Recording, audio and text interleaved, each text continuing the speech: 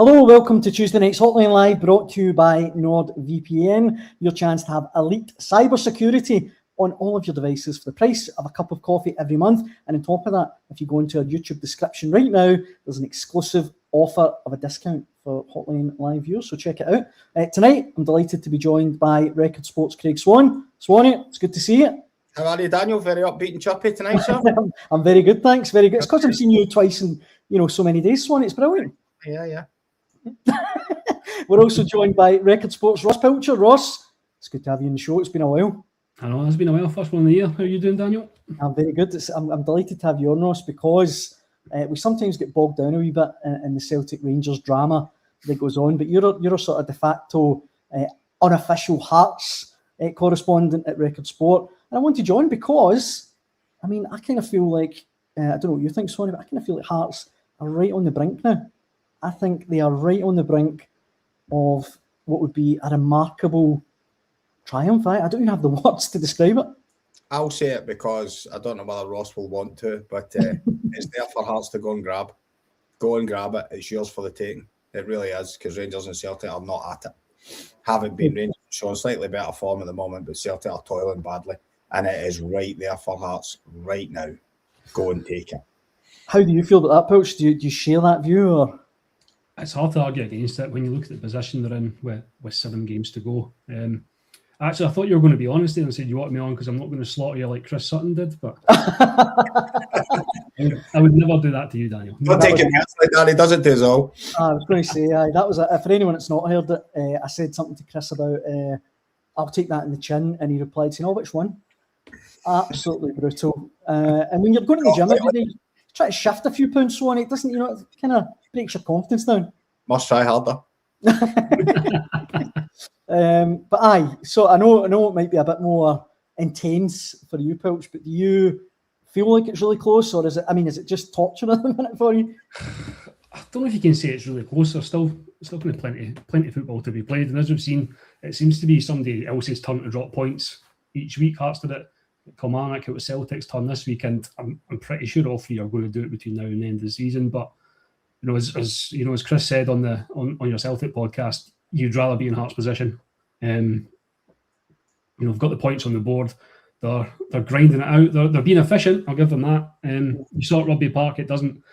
If it goes slightly wrong, then you come a cropper. But 1-0 will do them to the end of the season. They just keep finding a way. And right now they're handling it.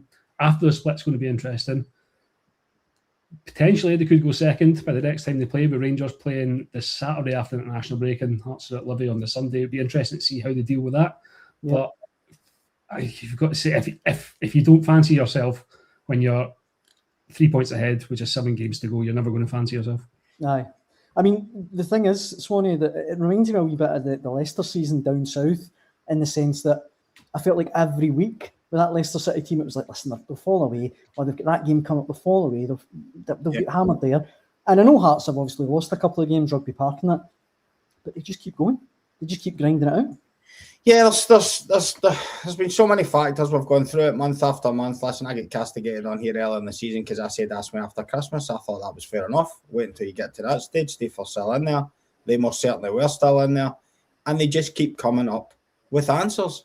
There is so many factors that are working in Hearts' favour. They are tight. Ross referenced the 1-0 wins.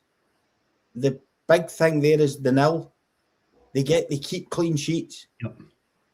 They've got a striker back, which Celtic don't have, and Rangers are currently, you listen to Rangers fans, they're complaining about the output they're getting from Chermiti and Nadiri at the moment. Hearts have got Lauren Shankland. So they've got probably the best goal scorer. You talk about the games after the split. Hearts have played Celtic 3 times, beat them twice. Played Rangers 3 times, beat them twice. Played Hibs 3 times, beat them twice. Am I right with that, Ross, or have I got that wrong? Yep, spot on. No, that's spot on, What have they got to fear? Right. Honestly, what have they got to fear? And I think that's the attitude Hearts have got to take. This is ours to go and win, not be fearful of the games after the split. It's going to be tight. Just go and keep doing what you're doing. That'll be good enough. Because Ross makes a point. Hearts probably will drop points. So will the other two. Yeah. Rangers were in Paisley the other week, but their away form before that was ropey, to say the least. Celtic look as though they can drop any game, home or away now. It used to just be away, but now after Hibs beat them last month at Celtic Park, they look like it beat, Rangers and Hearts have both won at Celtic Park this season, so you don't know what's going to happen there. I think it's all there for Hearts.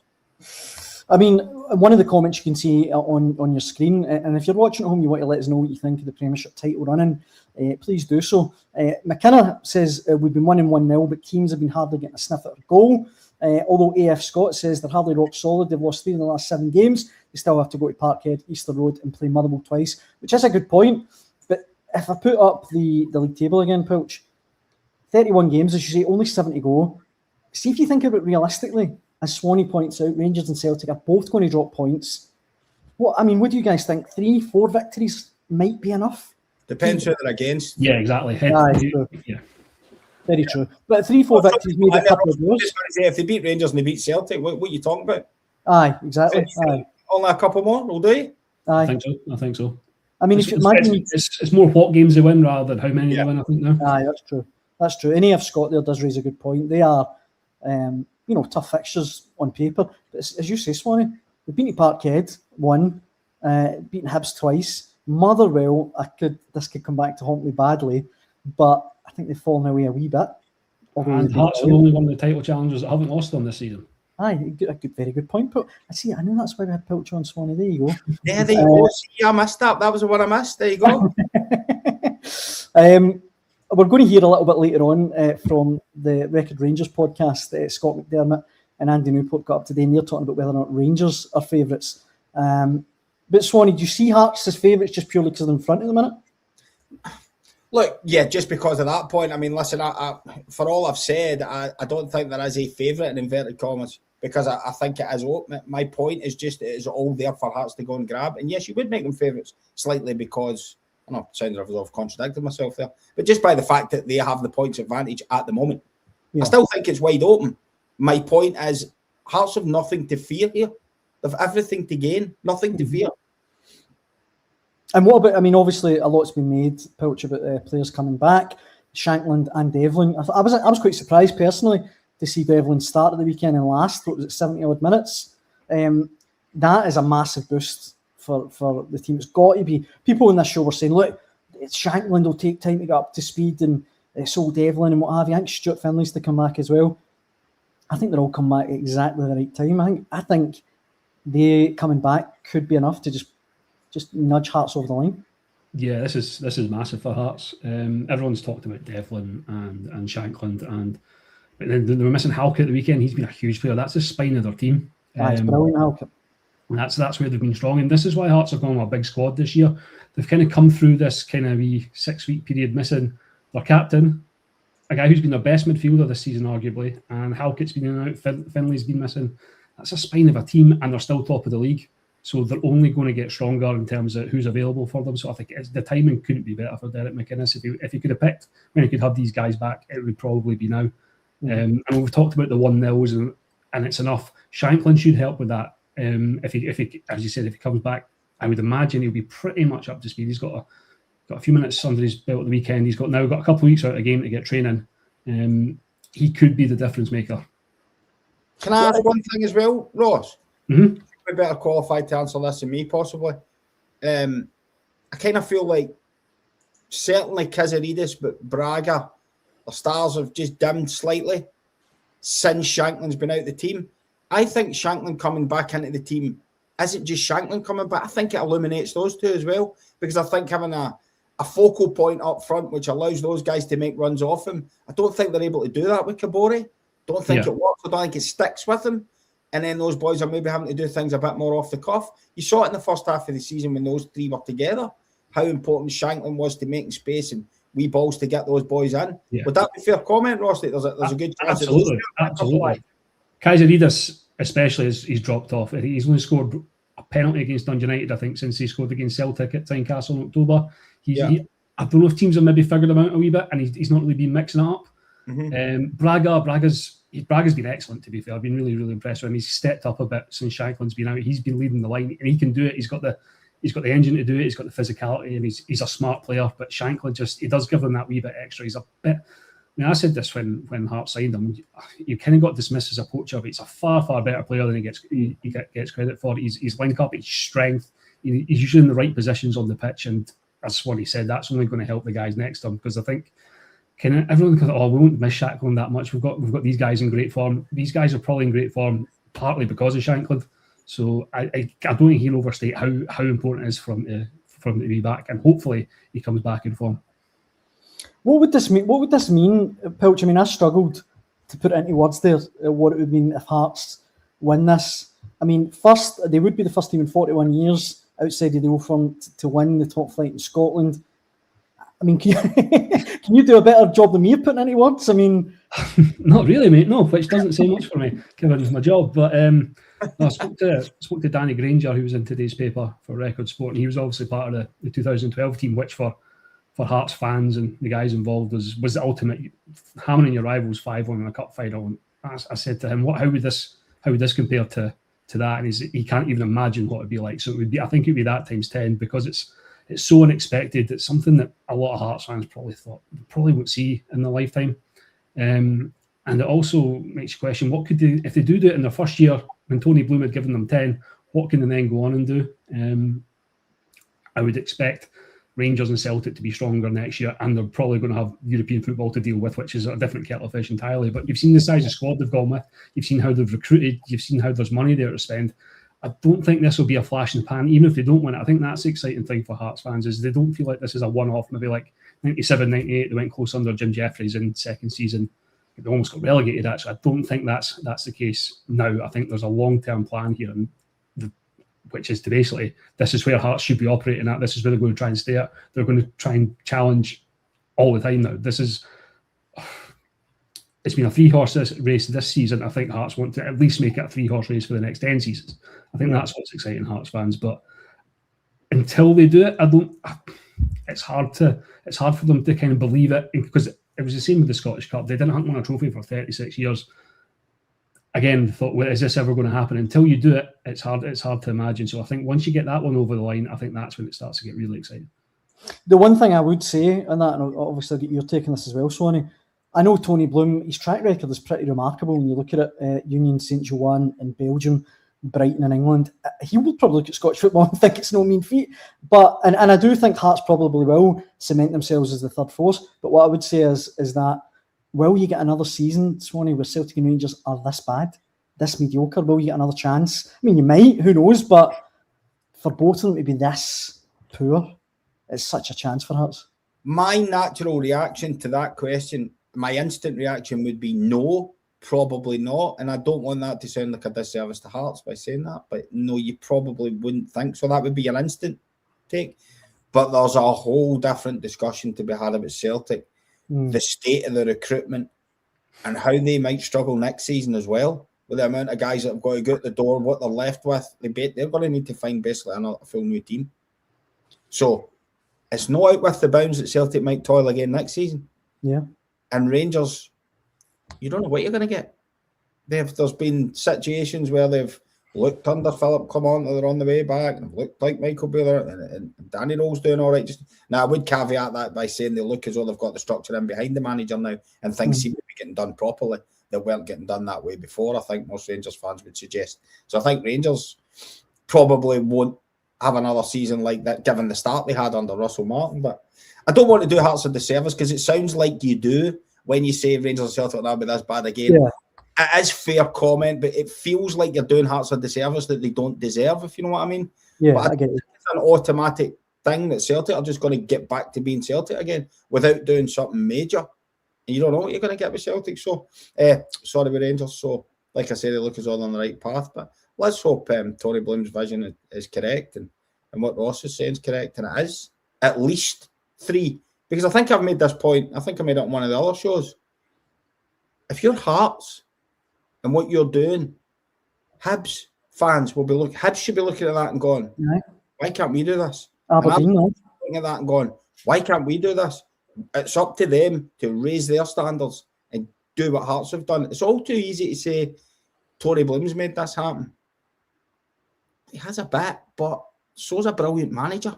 Yeah. And there's a lot of guys that were there anyway as well. I know the Stardust has been added with your Bragas and guys like that, but you look at, Derek McInnes would have signed Stuart Finlay anyway, whether Tony Bloom was there or not, right? Because he loves Stuart Finlay and he signed him for Kilmarnock and he was going to sign him. Halkett, Kingsley, Devlin, Beningame, Shankland, they were all there. So, Dell's done a brilliant job. And I think those guys, he could have done a really good job anyway, but this wee sprinkling of Stardust from Tony Bloom's analytics, the well-worn phrase of the analytics, but it clearly has worked. Made a good point to me as well. Pointed out that also Hearts have got the best home record in the league this season. I think they've only dropped 4 points at home. That's nothing to do with anybody else. That's how good Hearts have been. Yeah. And their away form maybe has dipped, but that was excellent at the start of the season as well. So that's not just due to Celtic and Rangers being pure okay, it helps. But then if they improve next season, that's assuming that Hearts are going to stay at the same level. They might not. No. Yeah.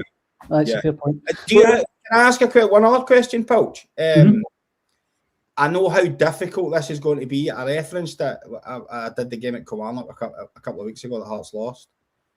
And I referenced the fact that you're talking about that Tynecastle record and the fans have been brilliant and they've really stayed. But it's natural they're going to get nervous. Everything's so close that it's going to get to like 10 minutes into a game and people are going to be stressing out because it's 0-0. Do you think the Hearts fans are going to be able to keep a lid on it and stay with the team? Because you wouldn't blame them if they started to panic, because it just happens. It's just natural when a team's so close to doing something special. But that transmits onto a pitch. That transmits onto players. We've all seen it. Do you think the Hearts fans are going to be able to sort of keep a lid on it? How do you feel? What was it like on Saturday, for instance, against Dundee? You have a better idea than me. I think it was okay. Derek McInnes has kind of made a point mentioning this a lot recently. Is that we need the fans to be with us. We need them to stay positive. You can't be getting on players' backs early if it's not going to plan. That's going to happen. It's going to be tight. It's going to be nervous. It's going to be stressful. And so far, they've responded. I think the best example was Aberdeen. All right, it was only 1-0. Hearts probably should have won by a bit more, and then it kind of got to the end of the game and 10 minutes to go, Aberdeen, they kind of huffed and puffed. But even then, Tynecastle can get a bit edgy then, and it didn't. They just got right behind them. The noise levels went up. That seems to have been happening now. Okay, it's maybe easier to do it in March than it is end of April, May, when it's really on the line. And there will be moments like that. But I think the fans maybe sense that this, as you said, that might work the other way because they are so close to something special. Yeah. Let's not revert to type now. Let's keep doing what we've been doing. It's been working. So I think it might go that way. But as you guys know, they respond to what's happening on the park. Yeah. So if the Hearts players keep doing what they're doing, not doing anything daft, similar types of performances, then the fans will stay with them, and I think they might get a bit extra just the closer and closer they get. I think it will be difficult, and there's going to be hairy moments. As I said, I think they will drop more points, but given the way they've been all season, they've been really, really good at responding to setbacks. I think that's why they've stayed up there so long. They've just, every time they've been lost, right, we go again next week, and they dig out a result. So I think the fans appreciate that, and McInnes will be hammering that home even more now. So I think you'll see the best of Tynecastle when the pressure's on, because I know the team's not really been through this. Hearts fans haven't really been through this as well either. So I suppose there might be an aspect of no fear from that point of view as well. They've not had, without wanting to mention 1986, they've been through that. I think because they've been through that, that'll maybe help. That'll maybe be like, okay, this is a chance to finally put that to rest. And let's not forget, that was what, 40 years ago? It's a bit of a different generation of Hearts fans that haven't really been scarred by that. So I don't think it'll be as hard to stay positive as it maybe has been in the past. I think McInnes will make sure it doesn't happen if he can possibly help it. What's the swing going to be in the fixtures in the last 5 games, Ross? So obviously it's one away and one at home before the split. Obviously, we know that Hearts will have to go to Easter Road. Yep. They'll have to go to Celtic Park. Celtic Park, and they'll host Rangers. But do we know if it's going to be 4 at home, 3 away before the end of the season? We get any idea how that's going to work? I believe it might be because I think they're due away to Falkirk again and Motherwell, but to make it 19 and 19, they might be one of those ones at home. So it's only 3 home games left then. Yeah. 7, right? Okay. Aye, got you. There's plenty of comments coming in, and I'll get to them in a wee minute. I mean, Green Machine says, Albert Kidd's retired, Pilch, so Hearts should be okay. It's a good point. Just very quickly though, from both of you, where would this title win leave Derek McInnes? Does it just automatically propel him into legendary status? I mean, is he up there with Sir Alex then? I mean, I don't know. Again, I don't know where it would leave him. How would you look at it, Pilch? I think it would have to. It would have to be the fact that it's been so long, and you're up against two absolute giants who have dominated so much. One of them hasn't even. Let's be honest. This Rangers team isn't used to challenging for titles in this way. They've not really got close to Celtic. It's hard to describe just how much of a against the grain this would be. I think a kind of perfect storm has kind of been created. You mentioned Leicester; they needed that. Even then, Hearts, for it to happen so far ahead of schedule. I know they've kind of talked about 10-year plans, but it would be phenomenal. And I've got my own theory of what might happen with Derek McInnes in the summer. But if that was to happen, then he's where's your statue, Gorgie Road or whatever.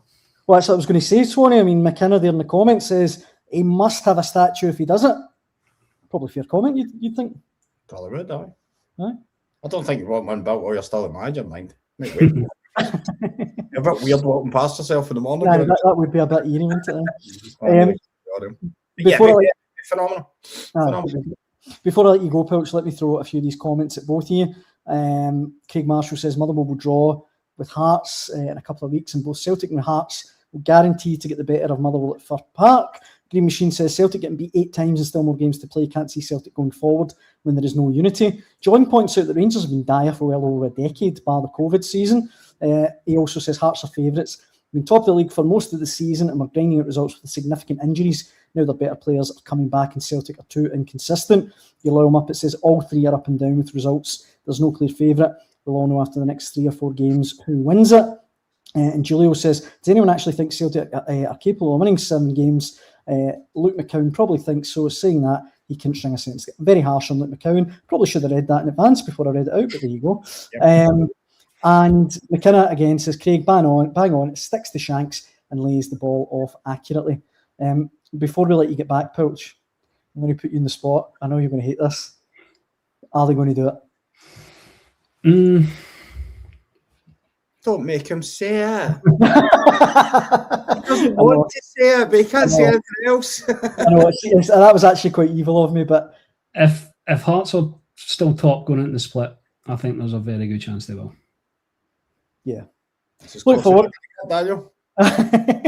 For what it's worth, I think Hearts will do it. I think they will go over the line now. See, a couple of weeks ago, Swanee, I was at the Rangers Celtic Cup game at Ibrox, and Celtic obviously celebrated a big win, brilliant for them, but they were both just so poor, terrible, like awful, eye-bleedingly terrible. People are talking about Hearts battling through games and scraping through games and not playing good football. That Rangers Celtic Cup semi-quarter final is the worst game of football that's been seen for many a season. And the one at Ibrox at the start of the season was equally as bad. Yeah, that's true. Forgot about that one, I mean, these two aren't Real Madrid, that's for certain. Aye. Well, look, Pilch, it's been an absolute pleasure having you in the hotline. Hopefully we'll have you back on soon. Hopefully we'll have you back on and we can put up more images like this. There you go. That's my handiwork. Where's his golden gun? That's a good point. I did that a couple of weeks ago for Keith Collin, but it's been a pleasure having you on, Pilch. Thanks so much. Cheers, boys. Take it easy. Cheers, Pilch. All the best. Record Sports Ross Pilcher there. Thanks very much for coming on. I want to get to this, Swanee, before we move on. Let me have a look if I can find it. John wants to... I can't believe you did that to Pilcher. I know, that was a bit out of order. I know. Trophy picture as well. John says, where's Keith Jackson? I left work early today to watch the show and he's not on. He's on holiday this week. And Swanee sent me a few photos, which is good. He looks like he's definitely enjoying himself. He's taking the selfies and that as well. I mean, that's good. And nice glasses and stuff. He's making a sandcastle there. That's a nice one. But he looks like he's having a nice time, eh? No words. My favourite one is the pineapple sunglasses. That's good. I'm glad he looked them out. Aye. Okay, we caught up earlier on today with the with the Record Rangers podcast. Easy for me to say. Our colleagues Scott McDermott and Andy Newport weighed in on where they think the title race stays with Rangers after they won over Aberdeen at the weekend. And let's have a listen to what they had to say. We need to look at the actual title race. Now, I mean, we probably thought, I've said this before, I think I said this last week in the pod, after the 2-each game with Celtic, it just kind of felt like Rangers were out of it. It was going to be between Hearts and Celtic. Maybe not in terms of points per se, but the kind of psychological blow of losing those 2 goals at home against Celtic. But obviously Hearts defeat at Kilmarnock, Celtic lose at the weekend, I think unexpectedly at Tannadice. Suddenly Rangers are second, 3 points behind, 7 games to go. I've heard some people in the last 24 hours, ex-players, Kevin Thompson, Chris Boyd, saying they think Rangers are now going to win it. I mean, after the 4-1 against Aberdeen, where does this leave Rangers' title challenge? What do you think? Are Rangers now favourites to go and win this? Listen, I think they're in a better place than they were 2 weeks ago, as you say. Listen, I think that's what you say there about the psychological aspect of it. I think that's the key to it. I mean, it's funny, like, because all of us have been saying there's going to be twists and turns because none of the teams are good enough to go in prolonged, stretches of wins. We know that they're going to have bumps in the road, and it's funny that I think all of us, even as journalists, as fans, as players, as coaches, you get caught up in the immediacy of the results, and you tend to jump to sort of make immediate judgments on what we've seen, and which is strange because we've all acknowledged that there's going to be twists and turns, and I think so. These bumps in the road that the teams are suffering aren't unexpected. We've all predicted that they're going to suffer them. So I think what's key is whoever manages the highs and lows of it. What I'd say in a Rangers point of view is I don't think Danny Rowe has ever really shown. I mean, I know our columnist Chris Sutton accused him of sort of being a bit talking too much and getting a bit overconfident at times. I must say, I don't really see that. I think he attempted a wee bit of mind games. Maybe it didn't work ahead of the Old Firm game, but I think he's always, after a defeat, refused to be too low. I think at times, even on Saturday after the win there, he wasn't making any grand boasts about where he was. I think he's, again, just one game at a time sort of mantra that we hear a lot. What I would say is I think, like I said, Derek McInnes, I think Derek McInnes has done exactly the same. Martin O'Neill's attempted it as well. So what's key is that whoever, the team that wins the league will be the one who handles and it's an obvious point, but it's not about handling the highs. It's whoever handle the lows the best, whoever will to shake them off and get them to go again. Listen, I think Hearts have done that terrifically well. Listen, they've creaked a wee bit recently. I think it's I think they'd only won 4 or 9 before, so it's maybe 4 out of 10. 5 out of 10 was at the weekend was a 5th win in 10 games. So they have been up and down a wee bit, but when they've had a bad result, they've responded to it. So have Rangers and so have Celtic at times. So it's about whoever can, brush off the defeats, the draws, and get going again. Which is why I still think, because I think all of them have done that, and it wouldn't surprise me if it was Rangers to slip up next week against Dundee United, or if it was, Hearts when they go to Livingston. I think I still think it's too close to call. It's fascinating. The Rangers. I think Rangers are trending in the right direction, but then we spoke often enough about this team having a weak chin, being psychologically weak at times. I think that the January signings have made an improvement, but they're not there yet. They're not a team yet you can hang your hat on and say they're championship material. So I still think there's going to be a few weeks yet before you can get you can be confident in saying what way it's going to go. I don't know about you. How do you see it? I mean, are you seeing signs of things to be, if you're a Rangers fan, to be hopeful? You dodged that question brilliantly. That was superb. Take a career in politics, you man. Tell you what I think. I think Rangers have obviously put themselves right back in it. In terms of being favourites, I think Hearts are still favourites, and I'll tell you why. Rangers have they've got Falkirk away to come before the split, and then we're pretty certain that after the split, Rangers are going to have Hearts and Celtic away. And that's tough on them. No, when you think at this stage in the season, I know. Listen, that was always going to be the kind of schedule, but tough games. So I think Hearts just having that slight points advantage and knowing getting into the split, Rangers have got the away games. I know. Listen, Hearts will have tough away games as well. Still to come.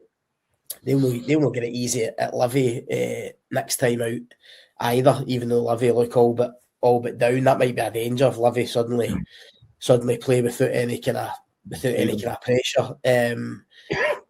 I think Hearts are still slight favourites. I think Celtic, I don't want to say they're out of it, but I think they're really struggling after the weekend. I mean, watching that Celtic performance, I think they've got no room for error now. I think.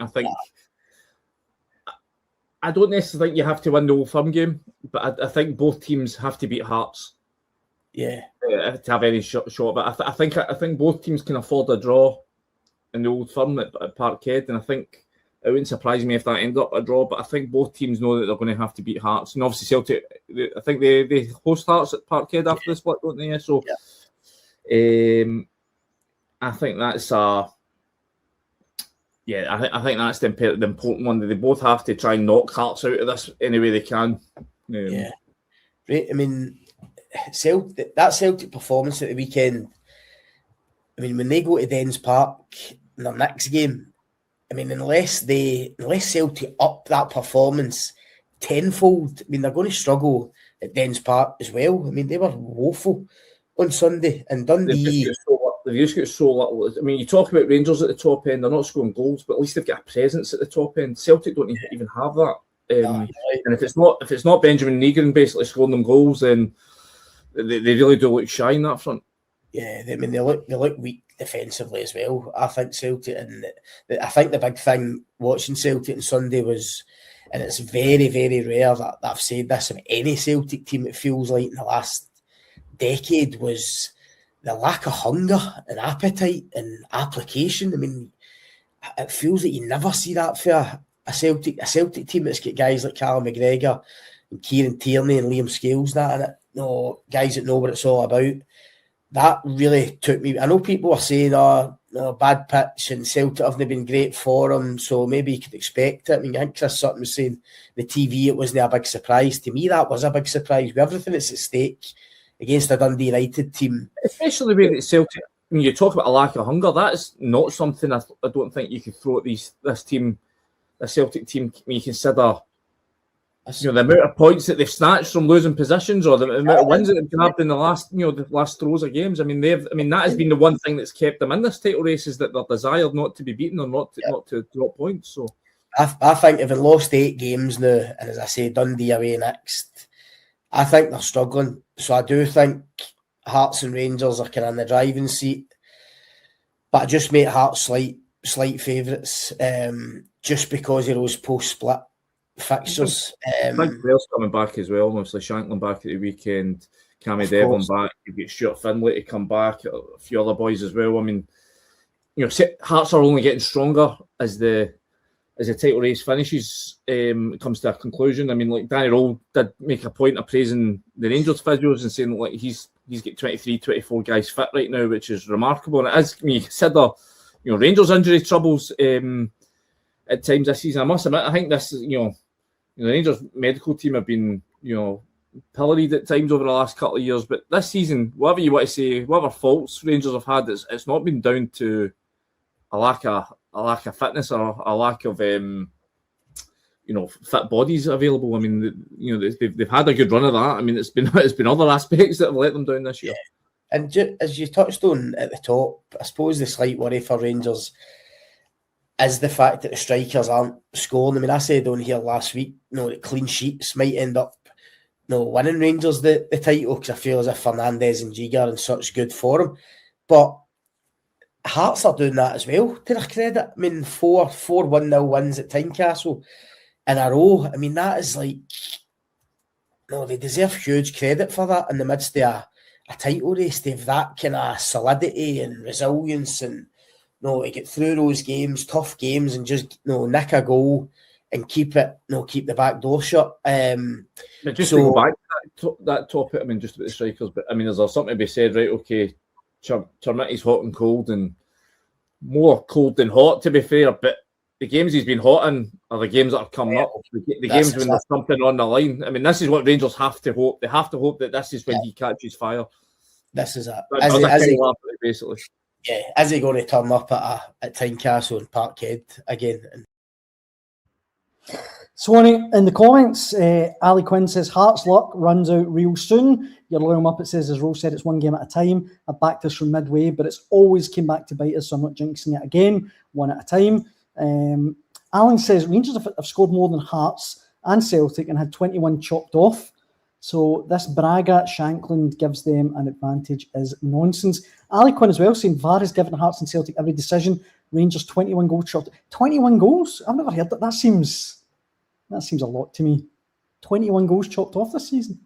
Don't know, I haven't monitored everyone, but Sorry, I shouldn't have dropped that on you without any warning. I don't agree with the Hearts' luck will run out. No, me neither. Luck. They've been robbed of the best midfield player in the country and robbed of their captain and the best striker. What luck? Aye, and they've stayed up there now. Blue Nose John says, if we'd appointed role at the start of the season, Rangers would be well clear in the league. Marzuno says, just from that one result, Celtic and Rangers have swapped not only positions but whole outlooks. Another John says, Roll is under most pressure after being back with £14 million in January. Darren points out Rangers win the next game and they'll go top. That puts the pressure on. That's true. That's absolutely right. I mean, that is a big psychological thing for Rangers if they can win that next home game against Dundee United and actually see themselves at the top of the table. It'll be the first time that Hearts players will wake up for months and not be top of the table, and it'll be how they respond at Livingston the next day. But it's just ifs and maybes and could be's, and Rangers have to take care of the business first, given the way they played against Aberdeen on Saturday and the way that they've been playing home games recently. You would suggest that they maybe could take care of Dundee United on their own patch. But I think it's literally since game week 5 Hearts have been top of the league, something like that. I mean, I think we've learned this season not to expect anything, and I think that's what makes it so good. I mean, everybody just expects Rangers to beat Dundee United. Yeah. Again, we talk about the psychology of football. The Rangers players now have an opportunity to go top of the league. How are they going to respond to that? Very fair point. Very fair point. Obstacles placed, psychological obstacles placed in front of them this season, they haven't passed them. Aye, that's true. That's a very valid point. Before we finish, a couple of Celtic tidbits I want to touch on. Excuse me. Shin Yamada, as if to ram home Celtic striker problems even more. He's been out on loan at Bundesliga 2 side SC Prussen this season, and he's been bombed out by them. Can he get a game for them? The bottom of the second tier in Germany. So, I mean, that looks like £1.5 million of a striker kind of down the drain from Celtic. And Benjamin Nygren, he's been on duty with Sweden this week. He sort of said that he understands the Celtic fans' anger, but he's quite delighted with his own progress this season. I'm paraphrasing, of course, but his full comments are on Record Sport Online. But even him, Swanee, everyone's seen without Nygren's goals, he's got 19 for the season, but he's now 4 games without a goal. I mean, it's just difficult to see how Celtic score at all at the minute. Yeah. Listen, we've been over it and over it and over it. It has been such an issue for them. You'd wonder how it's going to be solved. They need somebody to I mean, you would still say probably Dyson Maida's the best bet to play through the middle, but he's clearly not the finished article in there. He's missed too many chances this season. Problem is Celtic don't have reliable wide players, so they have to play Maida wide, and it's just a shambles. It's an absolute shambles. And the thing that you started that with there, I know we kind of laugh about it and it's all like a one of it. Shinya, it just sums it up. It just sums up Celtic's recruitment. What on earth is going on with that? I mean, we're back to the Rodgers time there and whoever was recruiting these boys to come in, and just madness. Who knows what was going on there? Nygren, I quite like I we spoke to Nygren in Rotterdam after Celtic played Feyenoord, and it was at a time of quite the heavy fan protests. And he kind of made the point that, you know, it's good to play for a club where you see that the fans care so much that, you know, they're really angry and blah blah blah. So he kind of gets it, you know, what it's all about, what, you know, why the anger's there. Or he certainly spoke that way, and he quite liked the passion of it all. And listen, I know we've been flipping about it. He's got every right to be happy with his own progress, to be perfectly honest with you. I mean, if you know, we can debate, and we have debated, and we will debate. I think I said it on here months ago. What does he bring to the team when he's not putting the ball in the net, when he's playing in the middle of the park? Not a great deal. I think it breaks down, but it's not his fault that the rest of the team's not functioning properly. Yeah. And I feel if Celtic had a fully functioning team, how many goals would he have? Right. Arriving late in the box, if you two proper wingers, you know, and I hate to keep harping back to it, but the Ange style balls getting played inside fullbacks and guys hitting the byline and cutting balls back, him arriving at the edge of the box, how many goals would he have got? Yeah. For one point, and a team that's been shambolic at times this season, to be one away from 20 in your first season in a new club is pretty impressive. Aye, for £1.7 million as well, Swanee. That's exactly, yeah, compared to 1.5 million for Shin Yamada. Aye, exactly. Very last. Who knew getting players in early in the transfer window and giving them time to bed in actually worked? Who knew? That's a novice start. Very last thing that I want to get your take on. League table's back up there. Actually, let me just hide that banner. Swanee, I think Aberdeen are going to finish in that 11th spot. The way things are going, what do you think? Am I getting worried too early, or do you think they will be in the relegation playoff come the end of the season? Well, they're sliding, and I think there was a thought process that Stephen Robinson would surely, hopefully, go in and give Aberdeen a bounce of some sorts. But the squad is just so lacklustre, and I'm not really sure a lot of the type of players there are really suited to the way Robbo would ideally like to play. So, I think we'll learn a lot from the first game. I think it's the next game after the international break. I think Aberdeen go to Paisley. Is that right? Yeah, that's true. Yeah, that's correct. Monumental game, and it's actually a monumental day for Kilmarnock that as well. Because if you're Kilmarnock, you're looking at those two teams and say, we need to get something this weekend. We just need to, because they're going to cut each other's throats in some way, and we need to make sure we're on it when they do. I mean, I felt like that was probably a bit of a kick for Killian Saturday when they beat Livingston and then come off the park to find out St Mirren won at Falkirk. I know. It was probably a sore one for them and a massive result for St Mirren. So, yeah, it's a difficult one to call. It certainly feels in terms of momentum that Aberdeen are on the slide. But if they go and win in Paisley, it just flips the narrative again. So, yeah, again, with it sounding as I'm sitting on the fence, it's a difficult one to call, I have to say. I do get the feeling Kilmarnock have got goals in them and could have just about have enough to get out of there. I think they've responded well with Neil McCann, and Finlay Curtis has been doing great, and Marley Watkins is back now. And they've had problems with Tyrese John Gill's been ruled out injured to the end of the season when he was in hot form. Yeah. But they look, Greg Kilty's got a goal in him. I think they've got enough to get. I think they've got enough goals in them to get out. But I couldn't guarantee that with either Aberdeen or St Mirren. No, I completely agree.